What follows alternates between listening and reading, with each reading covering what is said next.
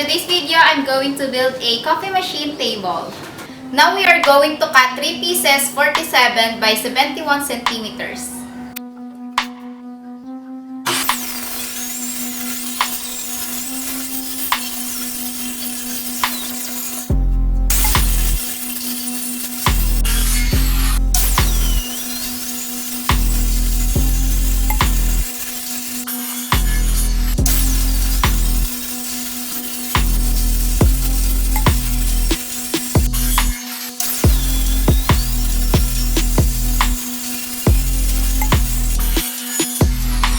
I will also cut a 66 by 50 centimeters for the tabletop.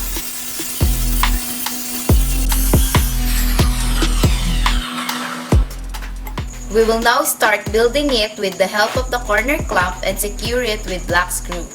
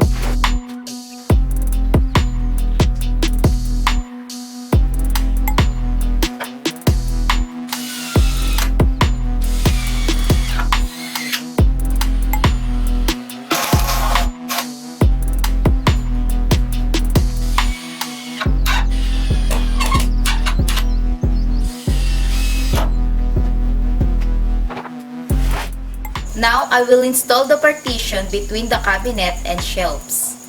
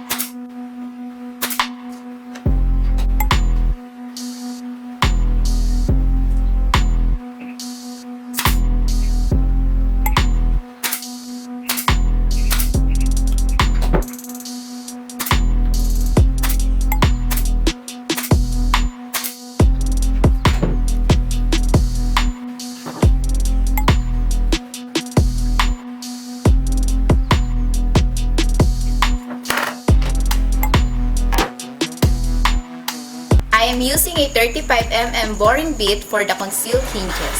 By the way, I used a C3 or inset concealed hinges.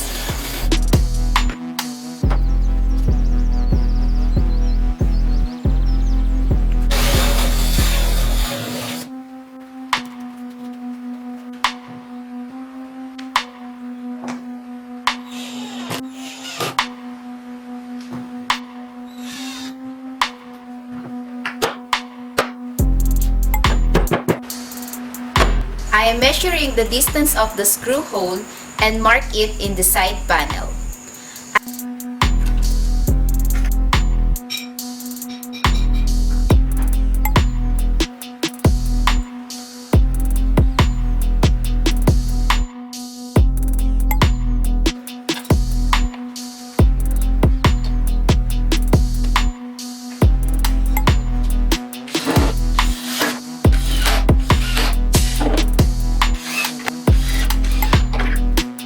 I will use a wooden strip for the door stopper and secure it using T-nailer gun.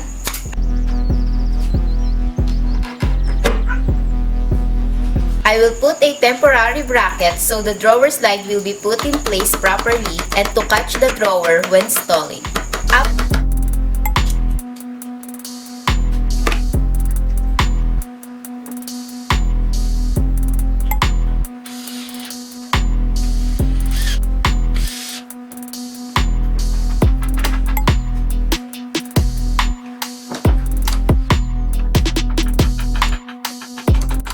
After I measure the drawer, it's time to make it. The size of the drawer is 53.5 by 40 by 6 centimeters.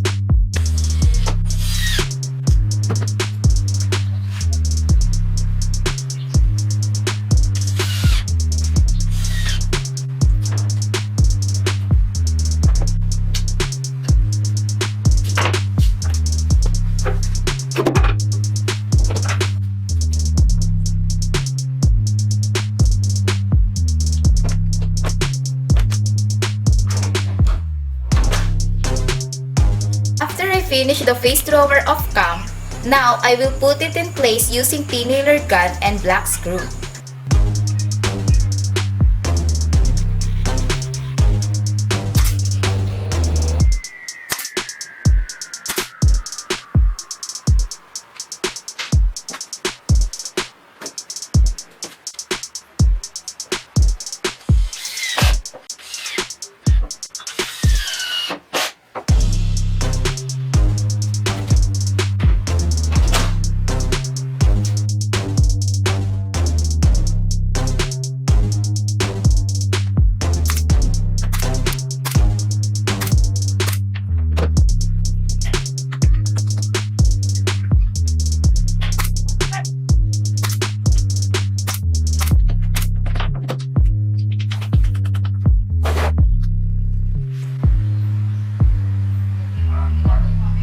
Before putting the tabletop, I would like to make the edges round.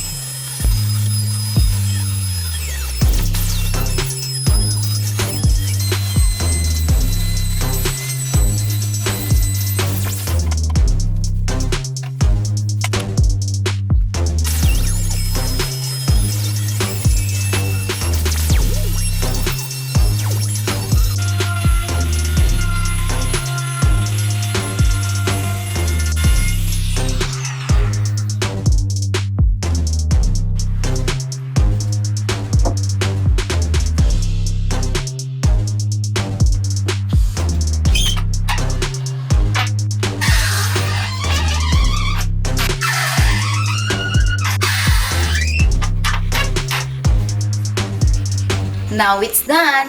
I choose the white color and natural color for the tabletop. I also put wheel trolley so it will be easy to move.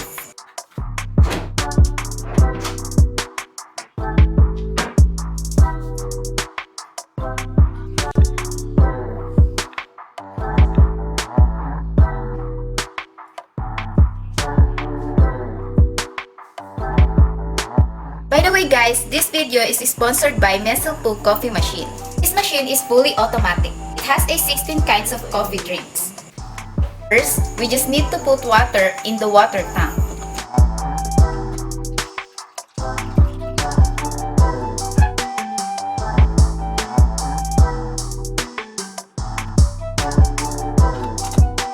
Second, put coffee beans in coffee bean tank and set the grinding adjustment.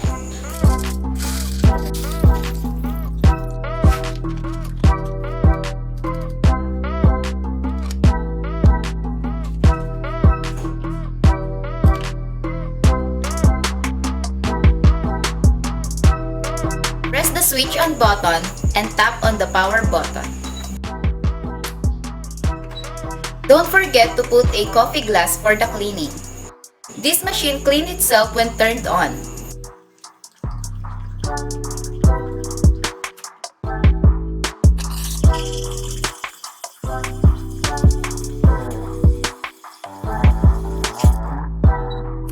Let's put our suction hose in the milk container and test it.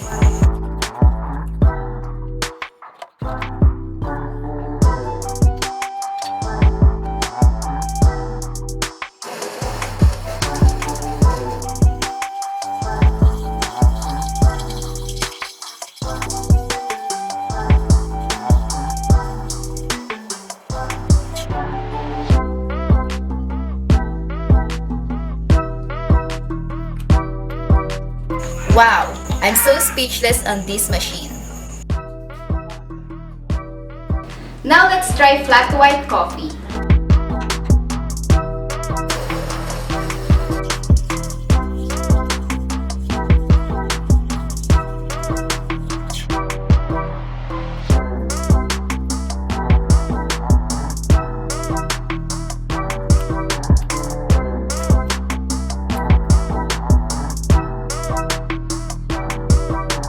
And also, when you turn it off, it will clean itself before going to sleep.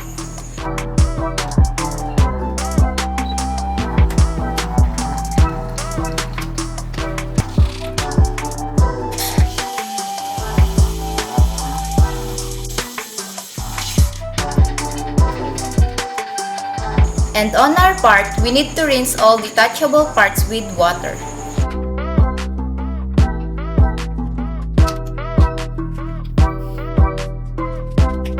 So yun guys, that's it. If you're interested in this product, I will leave a product link in my description box below.